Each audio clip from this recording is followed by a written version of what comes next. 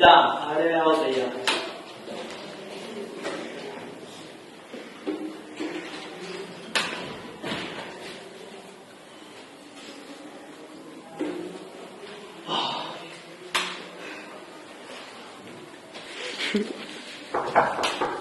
Entra a la puerta, por favor. ¡Basta! Esto no puede seguir así. Tú tienes que ayudar a tu mujer y tu mujer tiene derecho a descansar. No es tu chacha. Tenéis los mismos derechos. Llama al 016. Si algún problema tenéis.